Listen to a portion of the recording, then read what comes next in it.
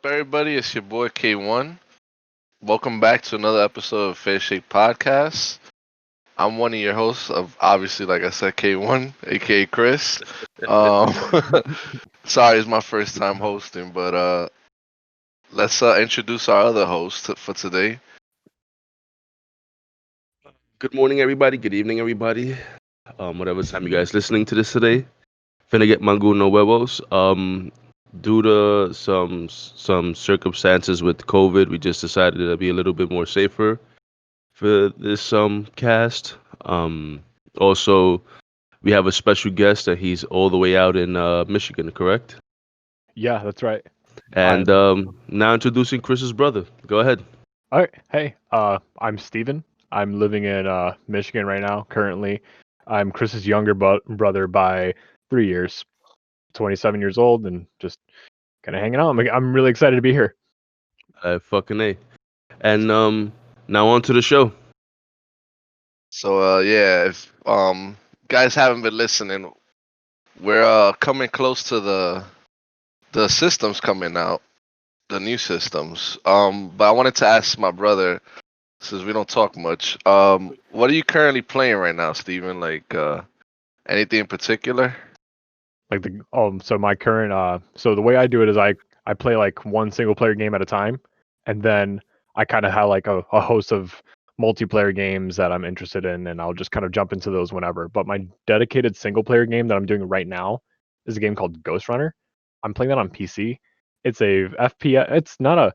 It's a first person, but there's no guns. You take control of a samurai cyborg robot, and you run on walls. You grapple hook. You can only Cyberpunk, get right? hit once. Like Uh, cyberpunk style? like that's kind of like the visual theme of it. Okay. So it's a It's visual. like It's Mirror's Edge or something like that game. kind of Wasn't Mirror's Edge something like that? yeah. It kind of So you don't shoot back, you just like running. no. You have a sword. And you can cut people. You can Oh, cut cool. people. You can deflect Okay. bullets. And yeah, it is very hardcore, parkour inspired, like Mirror's Edge. So like I said, you run on walls. You can do all these trick shots, but you can only get hit once. If you get hit once, you die. That's all right. That's cool. Yeah, Can you that's block the bullets with your sword and stuff, Yes, if you time it right. like Darth Vader? Yeah, that's definitely up my alley with one shot kills. yeah. And So I was gonna say, I'm sorry. I was gonna say, like, the best part about that is, it. Yeah, you are gonna die a lot, but if you just press one button, you automatically like restart from the checkpoint like super oh, that's fast. dope. It's a That's very dope. very That's fast good. restart system, so you're not getting too More games frustrated. need shit like that. Yeah, it's a lot of fun. I so far I think I'm getting close to the end of it. It's a pretty short game, but I so far personally give it like about an 8 out of 10. Games like Is there? that. Yeah, go ahead. I was gonna say, is there any story to it, or is it just? So there is, but there's constant narrative going on as you're playing, but because you're running and slashing and all this stuff, it's so hard to pay attention to the story that at this point of the game, I'm choosing to kind of block it out. I'm picking up bits and pieces, but I think if you really want to get the most out of the story, you have to like sit still and just let them talk and then wait till they finish and like, okay, now I'm gonna go. It's really hard to keep focused. Got you. So what I wanted to say was, I think games like that you only playing just like if you get hit once you die. I think that it should be short. I'm not talking about like 5 hours short. I think short relative to these days is like 8 to 10 hours. I Mhm. think, in my opinion. And it only for me, I think it would only enhance the experience more. That imagine playing this game for 40 hours, constantly dying.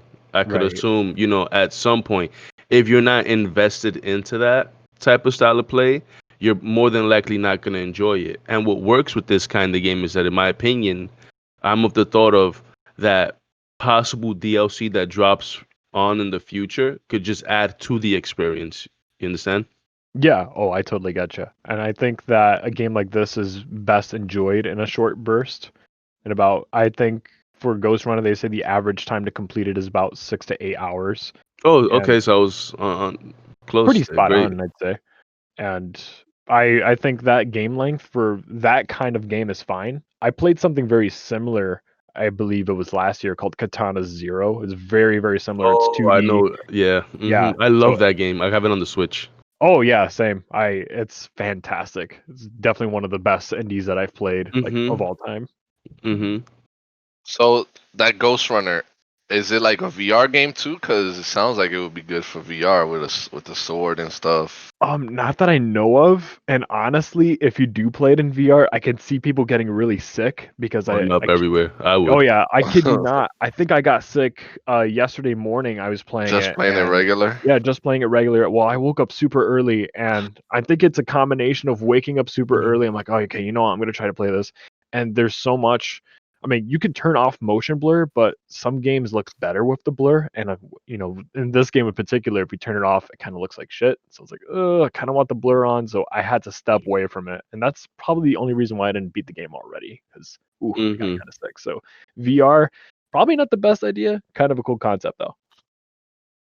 Yeah, Um, I'm with that. I'm on board with you. Yeah. so like I was saying before, we're recording this the 8th, so the systems are a couple days away. I know we're all hype about it. Um, Speaking of those systems, which one are you getting, and like how hype are you? What's your plan for that day? Okay, so you want me to go first? It's It's all mainly about you. you, bro. Yeah, it's Oh, all okay. about you today. Gotcha. All You're the right, special so guest. Guest number 3. gotcha. Well, so November 10th, I am indeed picking up an Xbox Series X, and I don't have plans to pick up a PS5 right away. I do want one. I'm aware of the exclusivity imbalance between the two platforms, but I have a I host fucking love that. That of was well said. oh yeah, I'm very aware of it, but despite that, I'm still like as the day gets closer, I'm thrilled, man. I am absolutely excited for the Series X because the thing about it, I have a lot of physical Xbox One games that I have yet to play actually. Like my brother bought me a game a few years ago, Assassin's Creed Odyssey. He's telling me, "Bro, this is really good." And I'm like, "You know what? Having a conversation about that yesterday. Yeah." And I want to play it, but I have an OG Xbox One. I don't have a One S. I don't have a One X. VCR, Yes, I ooh, have the one that came with the Halo fat 5. back as we call it. Yeah, I still have it, and I'll I'll get to this eventually, but I think it's the most awful system ever created. But I'll get to that a little later. But I have a bunch of physical games that I've yet to play. I have Control, A Way Out, The Outer Worlds, Hellblade. I want to get back into Modern Warfare, even though Black Ops Cold War's coming out. I have so much that I want to get back And into. this shows testament to what you said earlier. You typically only play single player games, just one at a time, and Yeah. multiplayer you dabble. See, my thing is, not to have interrupted, Oh, you're good. but my thing is, if I buy a fucking game, I'm more than likely playing like 2-3 hours, and guess what? I go buy another fucking game. So I have a backlog of games that I have to go back to. Word. Ooh. So I think that's my crutch is that, unlike yourself, I buy a game and go, oh look, a piece of candy. Oh look, a piece of candy. Oh look, a piece of candy, and I just Hey, I'm keep guilty going too. down the fucking trial. Yeah, I keep going down this trail of new games, and I got a shit ton behind me, you know. I'm So guilty of that too. I'm telling you because I was just talking about this yesterday with a friend of mine because he got his hands on Assassin's Creed Valhalla early. Mhm. So he's telling me Oh, about it nice. and stuff like that. He's like, "Yeah, it's really cool actually. I haven't played an Assassin's Creed game since Black Flag 2013. It's been 7 years, but this one looks nice, honestly." So um, what I was gonna say is he was making a point about, oh hey, if you want to get on launch, it's coming on this day. I'm like, I'm probably not gonna get it on launch because what's gonna happen is I'm gonna buy it, it's gonna sit there, and by the time I'm gonna get around to playing it, it's gonna be about $30 on the market. And I'm like, oh, there we go. I spent $70 on something I that I'm now second that. playing at I thirty second that. dollars. Gotta save money, man. Especially now with the games, the pricing of 75 plus, Oof. like that's a steep fucking hill to climb. You understand? And Oh imagine yeah. paying for that game and the experience is subpar. You understand? Or Hmm. paying for a game and guess what? There's a battle pass or a season pass or a fucking DLC content pass. I think at this point, it should be like The model that what's this CD Project Red is the people that originally made Witcher 3, no? Yes. Yes. So I'm of the thought that I've heard that some of their content was free. Is that true? Mm-hmm. So, for the price tag of 75, I think some companies should give free DLC and then add a DLC because think about what I just did recently. Like a fucking pee head. I bought the new Black Ops 3 times, bro. Three Ooh. times. And one of them was my mistake because my son's account was on my PC. Mhm. And then I ended up buying myself one and another one for my stepdad. And that's already almost 280. You understand? Maybe a little bit more. And if they continue with the same, not fracturing the player base by saying, okay, Chris has DLC map pack one, Steven has two, and I have three. And on top of that, we're all playing on separate consoles and or separate platforms, and we could never actually play together. It's kind of a bummer because maybe I didn't like DLC pack one or two. You understand? I like three, Mhm. and I think that fractures it with that price tag. So I get it when you're saying like, I would rather wait until the game is $30, Oh yeah. or whatever, or just on sale because one thing I love about PC and I love about the Steam store is that they always like every season is a fucking holiday special. Like every season, you got the spring sale, the fall, summer, and winter. You understand? Mhm. And then on top of that is holidays. And one game that we recently all picked up, except for me, I returned it back, was Tabletop Simulator. I don't think that I would have paid the full $20 knowing that it was $10. To be honest. Oh no, I got Right. my refund once I saw it was 10, and I bought it for my brother for Ooh. Steven. Yeah. Hmm. I was. I was like, I could get two for the same thing. Fuck that. Exactly. So Yeah. But Yeah, and yeah, you also. Steve, Oh, my I'm sorry. bad. What? No. What were No, you gonna say? I was gonna continue with the question. Like, so like that day, how you gonna wake up at a certain time, go drive over to pick it up? You get any accessories? So Tuesday morning, I work. So I work Oh, 5 a.m. to 3 p.m. I work at a factory where we make parts for the military, and I'm planning. Well, I'm kind of debating in my head. So my plan for that day is, do I want to pick it up during my lunch break, or do I want to pick it up right after like 3 o'clock or so?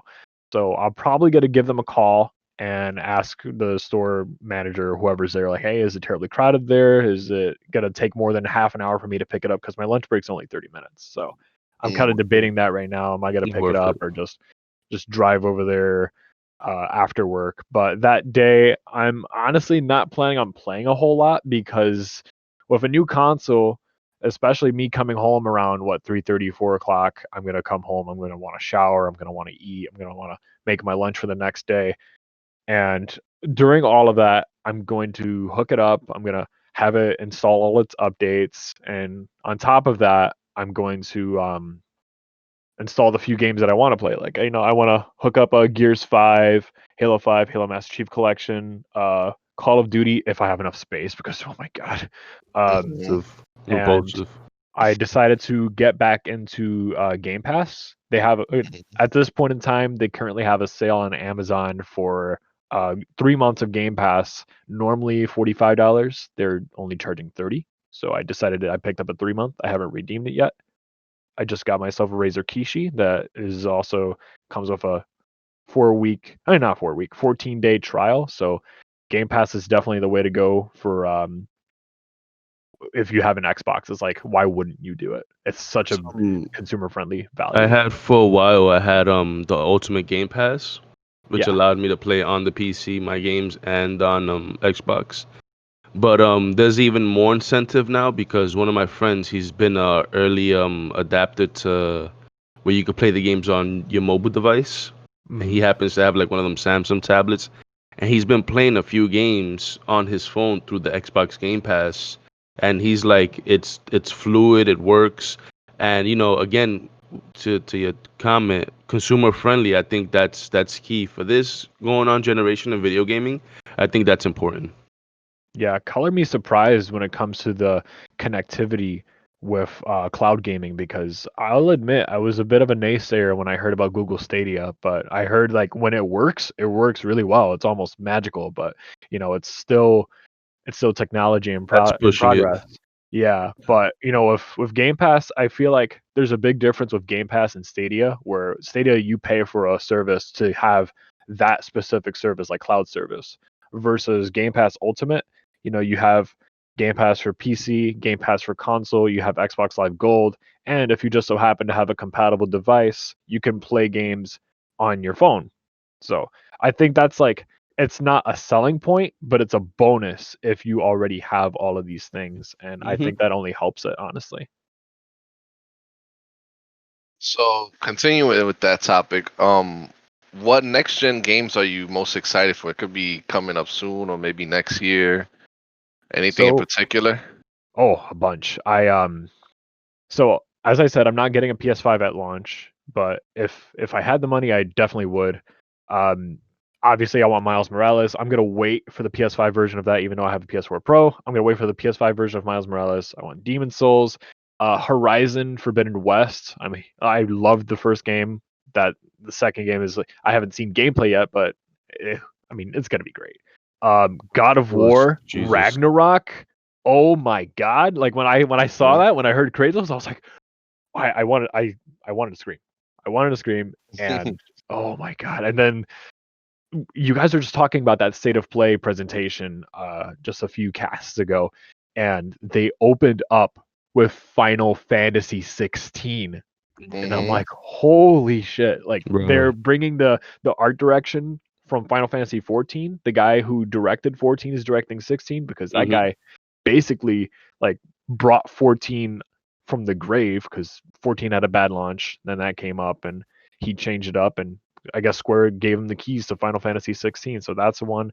Another one that I really want, but I'm scared for, is Halo Infinite. I'm a huge Halo fan, and I've been following a lot of the media surrounding it. They're having very troubling development, and they're I don't know. I'm scared, but they say at this point in time the campaign is complete. They just have to stitch it together.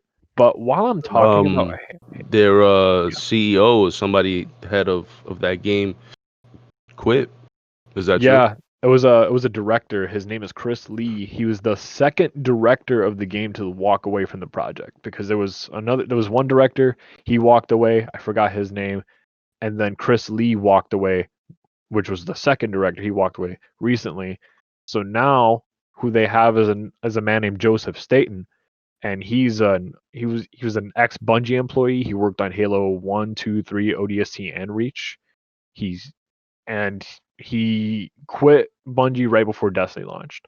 And now they hired him to come back and like, okay, we want you to help Halo Infinite. So it's like, you know what? He's kind of like Halo's last hope right now. So if anybody can pull it off, it's him.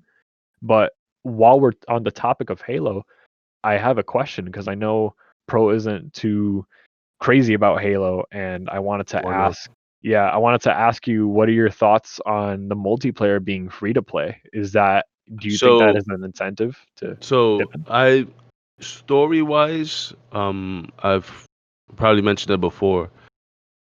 What bothered me is after two, I didn't enjoy the story, and the multiplayer, although it was good, it started having like this.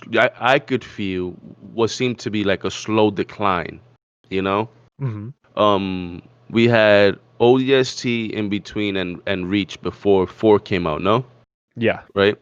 Yep. Once four came out, it was just like I didn't like the story. We have what's this guy's name? I forget, the one that's chasing him.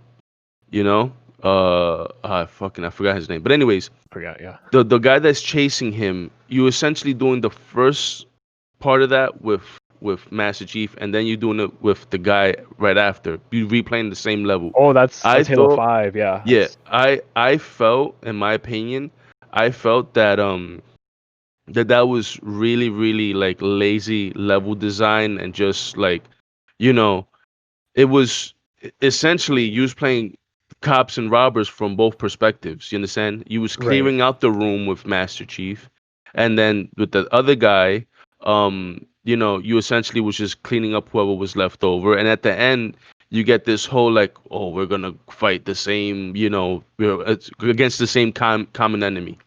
Mhm. So that's why I don't care for the game. Yeah. To answer your question, when it comes to the multiplayer being free, I think this day and age, there should be games where their story it should be paid for and their multiplayer is free. Like if their multiplayer is tight, the mechanics work, they don't put too much gimmicks like you remember when 3 came out and we had the bubble shield? Oh yeah. That to me was revolutionary. Like I was just Mhm. like, "Oh my god, this is so fucking fire." You understand? If the game has something like that when it comes to multiplayer where like the gadgets work, the team play works, and because Halo, in essence, you're meant to kind of play like semi um cooperatively, like Yeah. because Map you have to control. take exactly like you have to do that, you have to team shoot things of that sort. Mhm. Um, if the multiplayer is good and I'm always gonna check first, like I'm always gonna see people playing it, I'm definitely gonna download that without a doubt. You understand? I'm gonna download it on my PC. I have a 3080 on its way, a whole PC rig Ooh. coming out soon. Yeah. I was gonna pay for the 3090, but I think it was kind of obnoxious to be honest, and That's a bit much. yeah, it was a little obnoxious. And then all the stuff that I edit for, even though I'm gonna be pulling out for it, essentially I want to. This is my way of treating myself for all the hard work that I've done. You Mhm. understand? And that's where I'm gonna play it now. If the multiplayer is good, great, and I could run this game at fucking like uncapped FPS and it's just responsive and the gameplay is tight and there and the people that I have to play with will actually play with me or you understand or actually play the game, then I'd Mhm. invest the time. But with with just the single player, I don't think is gonna get me to get the game, to be honest. I would much rather watch somebody stream it on Twitch, preferably Chris Killer Ghost. You could Yeah. catch him on Alex. I'm putting plugs. The But plug. anyways, you know, I would preferably rather watch somebody play it as opposed to me playing it myself. But I think that ship has long sailed for me. I can't personally I can't go back. Hey, that's fair. I get it. I think if multiplayer is tight, responsive, I have people to play with, mechanics are new or there there are an incentive, then I'll definitely download it. You understand? Plus, Mhm. you know, I always hear that there's people like, oh, PC is the master race. I think going forward with and I digress here, but just I want to mention it. Yeah. Going forward with the new systems, the 5 and the Xbox Series X, you're basically running everything that a PC would be able to do just at an affordable price tag, you know? Yeah. So as long as I'm able to play with somebody that has the newer systems and you know they could have the same experience or as close to the experience that I'm having, you understand, cross platform, I'm all for it. Take my money. Well, in this case, take my season pass money because I'm pretty sure that's what they're gonna come out with, battle pass or whatever. Right, right. I wanted to ask Chris. I mean, what are your thoughts? You've been awfully quiet, and I was just a little curious because I know you're a little more of a Call of Duty guy than a Halo person, but I know you and I used to play Halo a lot back in the day. So, what's Yeah, your I thoughts on Infinite? miss I miss Halo 3 multiplayer. Like that's what really you already know because you was there with me. That's what Oh yeah. really got us into the online Hmm. multiplayer genre. Like we would sneak into my mom's room because the router was there, plug it directly to the Xbox, and we would be playing all day while she'd be working. We bought a 50-foot Ethernet cable, and we Yeah, we that too. actually we had the we had the 360 in our living room, and we hooked up the Ethernet cable Yeah, to the because she didn't modem want that us in was her in. room after a while, Yeah, so we was like, and "Fuck that." We bought we the made it fucking work. yeah, we bought the long ass cable, and that's all we would play, bro. Literally, like. So I miss those days. Like after 3, they kind of got like 4 was okay, the multiplayer, but They then tried to like copy COD. I didn't like 5. I didn't really like that much. It was cool when it first came out, the multiplayer. Like it's always hype when it first comes out. Oh yeah. But like, I like Halo multiplayer. I'm like this one. I want them to. I don't mind that they delayed. I want them to take their time. I'd rather wait and it be good and you know it be worth it than like another Kingdom Hearts 3 that we waited that long and it wasn't really worth it. Yeah. Shigeru Miyamoto post, he has said something along the lines, I'm paraphrasing. Um, uh, quick game release is a bad game forever, but a game that takes its time to be brought out is a good game forever. You understand? Yeah, Oh I yeah. agree with that. Like the So Cyberpunk stuff. Yeah, it's funny that they went gold and then I didn't know you could go gold and still get delayed. I oh think yeah, that's yeah, the yeah. first time that's Apparently ever that's the new happened. thing. So going gold is not gonna be as like Pivotal. Yeah. yeah, and, or Massive. as like a short thing anymore. You might have to. I mean, you have to be like, oh, we're going platinum. It's very Like it vague. might have to be that now. It's Can very I vague. But can I say I'm something? yeah, go. Oh my bad. I was gonna talk about game delays. Like, so I keep hearing about that, and honestly, at this point in time, as an adult, I'm grateful for it because Yeah. I'm, as an adult, I have so many games I'm trying to juggle through. I said I'd play through the one single player game, ultimate multiplayer, but I hear a delay and I'm like, you know what, good, because that gives me more time to complete what I currently have on my plate.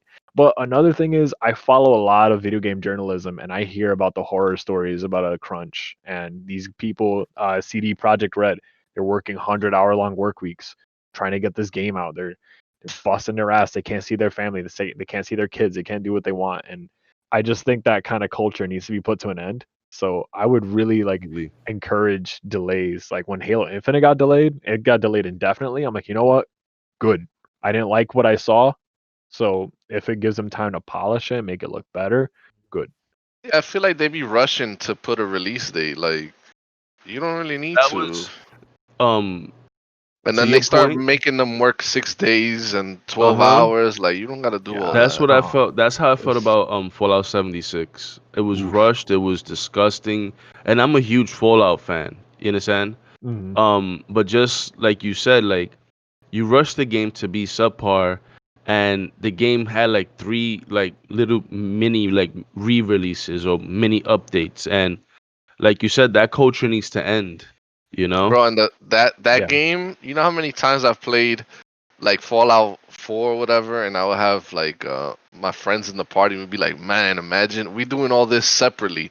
Imagine we do this in the same like world or whatever." And then they kind of fucked up bad with that. Yeah. Me and my brother Felipe, we had played the 76 together, and the experience was not that of an experience that we expected it to be. And it was just like we just dropped after like 2 days, man. We tried it, but it just wasn't lasting long. Yeah. I played the beta once, then I bought the game, and then I never put it in the disc because I'm like, I, it's not even because of everything I heard. It was mainly just because I didn't feel like playing it. But then I found out like days later, like, oh, it's a mess. I'm like, oh, I guess it ain't even worth it to put this in the Xbox. So there's So I have that. the last topic for this episode is kind of a big one, so we might be here a little bit, but fuck it. Uh, your guys and mine, I guess, game of the year predictions. They're gonna do. I don't know if they're gonna do. I doubt they do it in a whole live set like they usually do. Oh, like the Game December, Awards. yeah, the game awards. But even if it's online, whatever, they do a lot of trailers and stuff. Um, just for the show in general, do you expect any trailers for any games? You think any games are a lock for any awards, and what do you think the actual game of the year will be? Okay. So you want me to start? Yeah, you could go. Okay. So I just want to point out that day that it starts, December 10th, I think most of us are going to be a little busy playing a little game called Cyberpunk 2077. So it's going to be a Oh, little hard to be playing that and watching the awards at the same time. So if you have a double monitor, go for it. But as far as awards go, 2020, you know, it's been a shitty year for, real life. We've had to deal with the coronavirus and all of this crap going on. But on a good note, we got a lot of awesome games this year, and I think it really helped with social distancing. So as far as video like game of the year predictions, I'll start with that. There's games like Final Fantasy VII Remake. I played it, absolute banger. Uh, Ghost of Tsushima, another banger. Like, oh my god, that was just fantastic. I played an indie game that came out recently called Hades. It's made by Supergiant Games. This is their fourth game, Oh my and god. dude, I bought it on Switch not just because of the hype, but I like Supergiant Games. I played Bastion, I played Transistor. I Bastion didn't and play Pyre. Transistor are fucking amazing. Yeah. Oh, geez, I love those games. I picked up Bastion's Hades. Yeah. Bastion's fucking narrative is, I love it. Oh yeah, dude. That's Logan Cunningham. He does the voice Mhm. and Bastion, and then he voices the sword in Transistor, and Mhm. he voices like four characters in Hades. I think even more. He voices Lord Hades himself. He voices a bunch of people. Yeah, but he's great. But yeah, I picked up Hades. Hades is amazing. It's so fun. It's a roguelike, so you're expected to go through a run.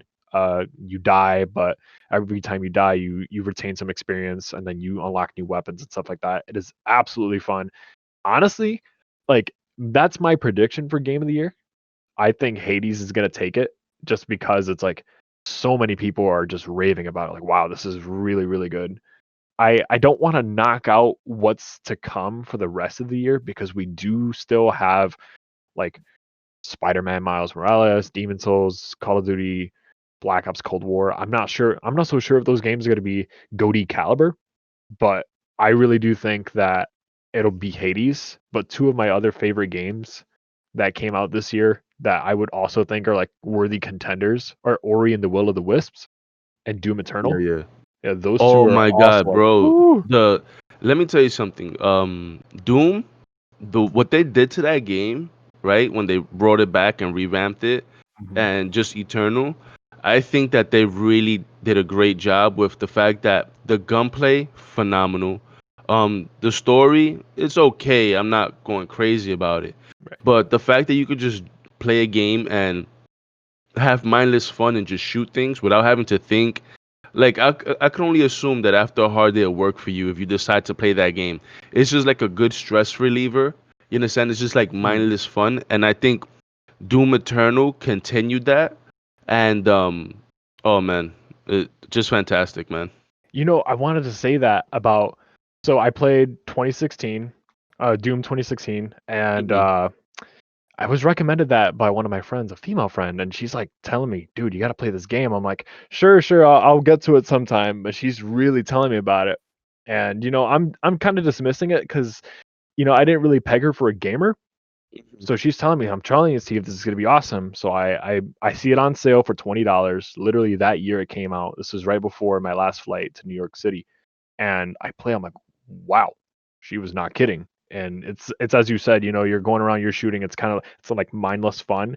But Eternal, they take Doom and they crank that shit up times 100.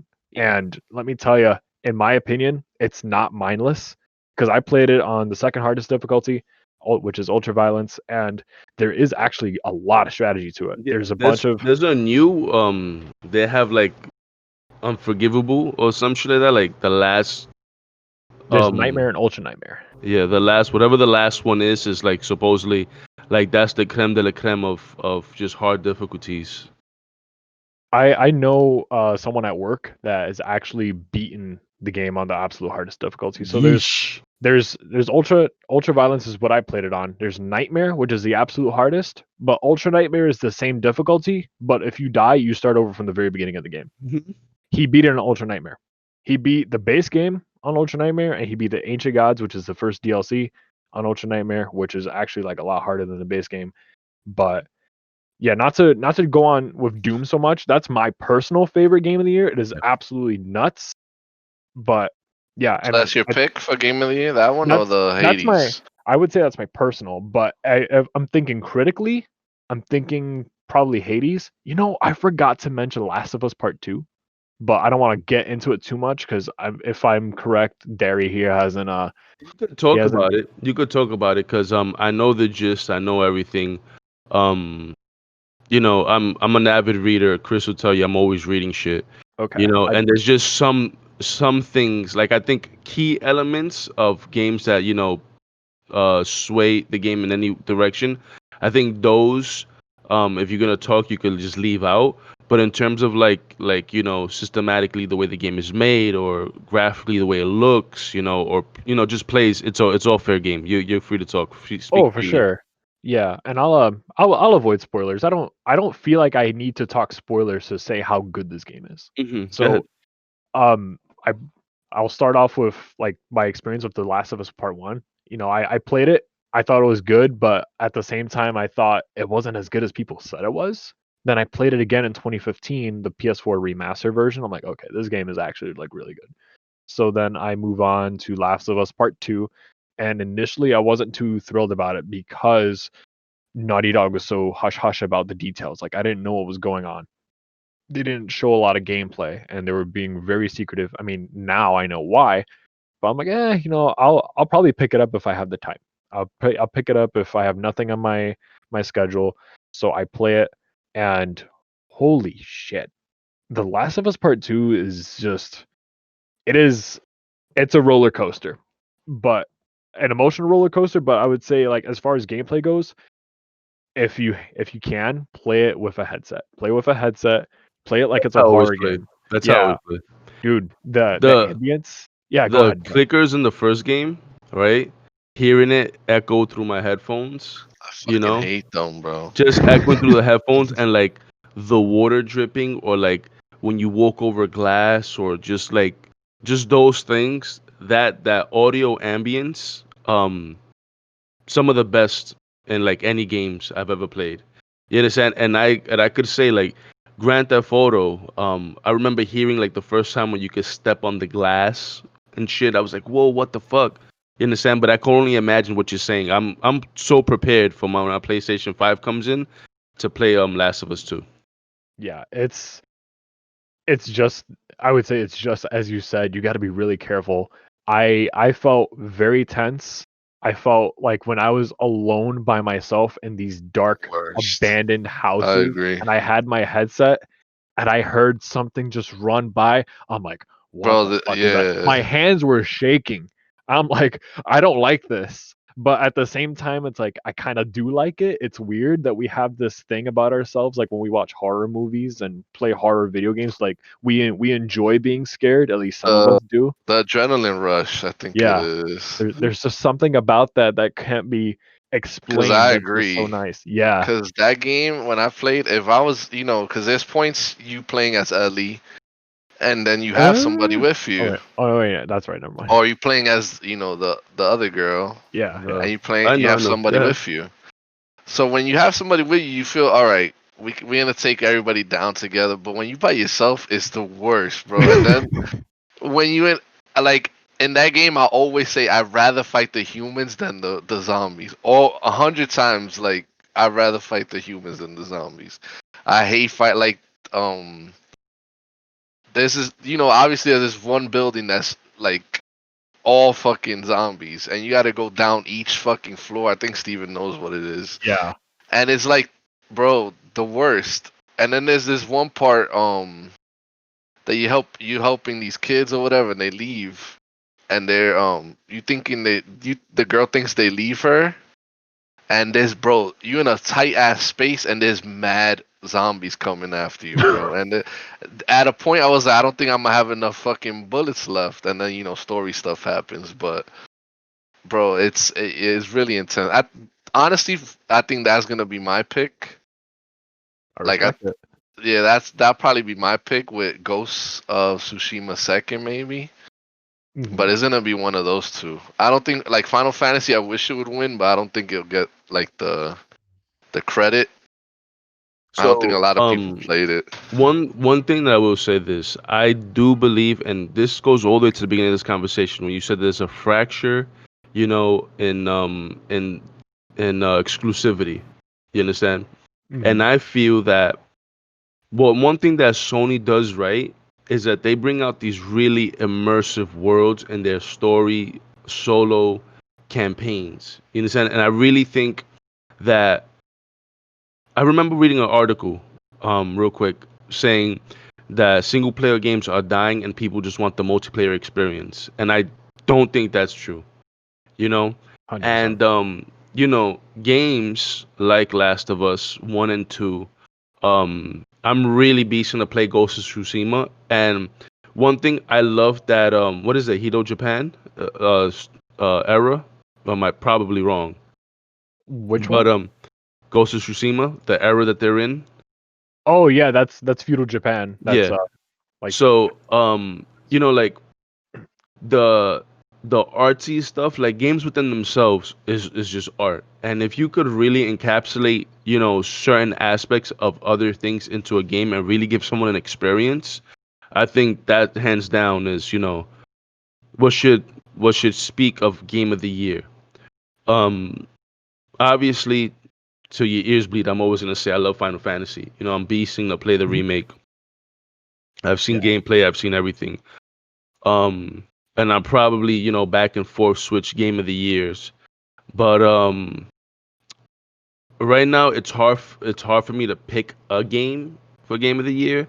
And I think I'm riding the bank that I hope that Cyberpunk does fill that because you said that they're gonna do the show the day when the game release, no? Right, right.